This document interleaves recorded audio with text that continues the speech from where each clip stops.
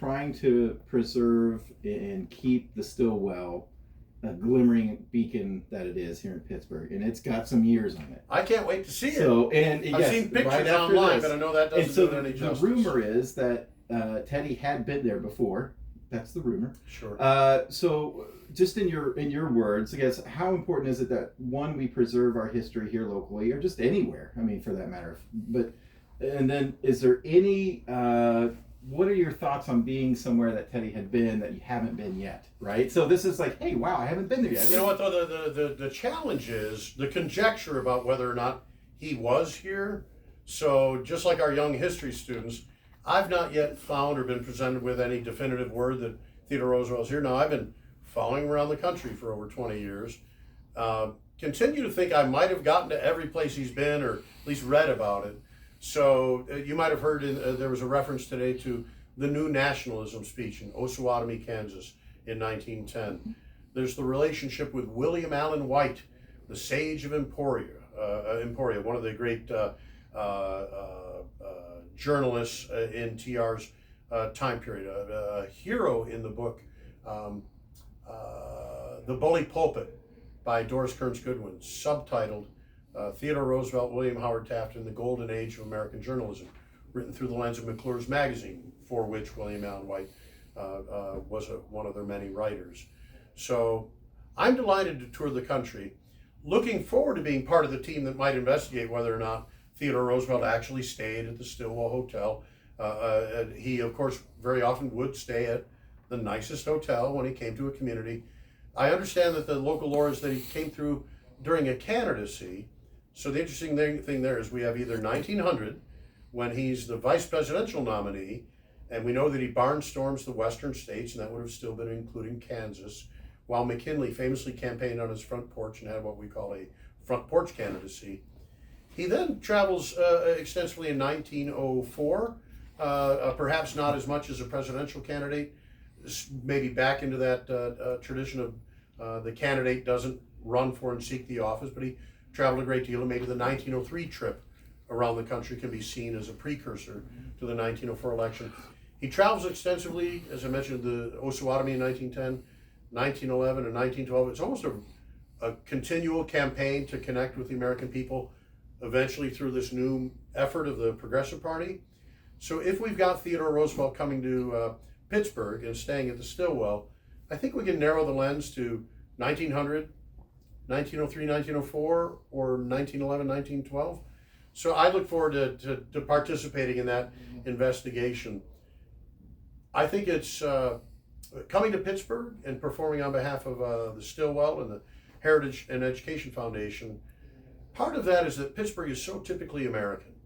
The history here, the people that live in the country, that do some of the farming and the ranching, the city people that are everything from education here at the college on through high tech and manufacturing and all of the other things that happen in our cities and our university towns. The good common people who do the living and building and working in this country, who raise their children. Teddy would say that's the most important crop, and I'm delighted to see that we get a chance to go to the schools, both the college and the high school today. So this is America. It's as America as Manhattan, New York, or Los Angeles, California, or New Orleans, Louisiana. It's in the middle of that. It's the heartland. And the heartland was Theodore Roosevelt territory. When he was elected in 1904, it was by the largest electoral vote and popular vote plurality in our history. They contested elections that date. He and McKinley won Kansas in 1900 against the populist from right near Bryan, Nebraska, William Jennings Bryan. Teddy won it with a bigger margin in 1904. Of course, he didn't win in 1912, and that's the split ballot with Taft as far as splitting the Republican Party. But the fact that in 1904, Theodore Roosevelt won the neighboring state of Missouri, the first Republican to win Missouri since 1872, when Horace Greeley, as a liberal Republican candidate, contesting as a kind of a third party. There were two Republican candidacies in 1872. TR did well in the Midwest, and you don't get more Midwest, I think, than Pittsburg, Kansas. So emblematic of the core constituency of the American people. We've got our strong East Coast and our strong West Coast, but in between is this great mass of American people that I love being around. I think TR loved being around them.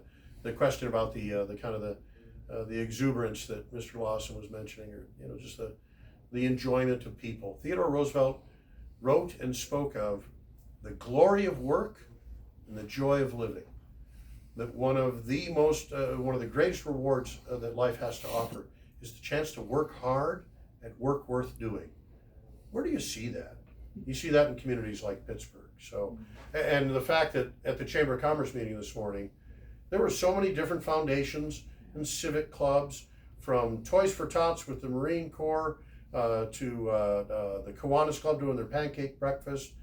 Those are the foundation stones of a good community. To know that there's a newspaper, it's publishing 5 days a week, where you can read who got married, who got buried, who had a baby, what's the fundraiser going to be, who needs a little help from the community.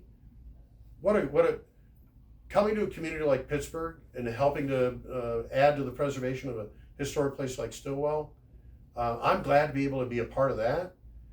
But I don't think I can adequately put to words the gratitude I have for the fact that being in a community like this for the day inspires me, gives me a motivation to keep doing what I'm doing out on the road.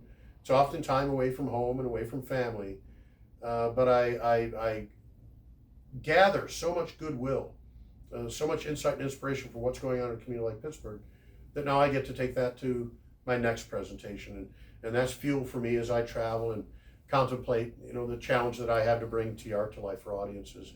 I've been looking forward to coming since the first phone call from Angela Meyer. Would this be something we'd be interested in doing? I'm really impressed at how the community has come out. That it looks like we'll have a sold-out presentation tonight for a good cause. So if by tonight I haven't figured out whether or not I've slept here before, I will in the future be able to say that I have slept in Pittsburgh and a very nice stay at the Hampton Inn, and I'm looking forward to coming back and doing it again sometime. That's awesome. Yeah, I have no idea if it's true or not, but it is funny when Angela brought it up to the board. We're all like, "What? What are you talking about?" And then she had mentioned your conversation. She's like, "Oh, he was super excited." He's like, "Really? For here? Yeah. And, okay, yeah, great. No, let's try to figure this out." Well, here's a couple of things. If you've got, sometimes you lose track of these, but the old hotel registries, the newspaper archives, they're certainly going to report. So those are the two primary sources that I'd look to.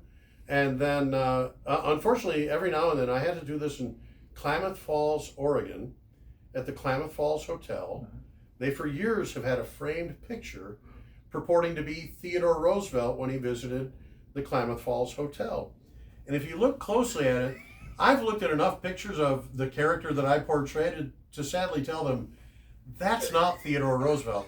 Apparently, short, stocky, in a three-piece suit with a watch fob and glasses, with a mustache, that was apparently a look about the like half the guys in America looked like that. Mm-hmm. And you can come close, but lady, I'm sorry, that ain't Teddy. I got a guy in Florida, he's an artist. The first game warden at the first wildlife sanctuary, Pelican Island, was Paul Craigle. Well, this artist is certain that Theodore Roosevelt met Paul Craigle and Paul Craigle met Theodore Roosevelt.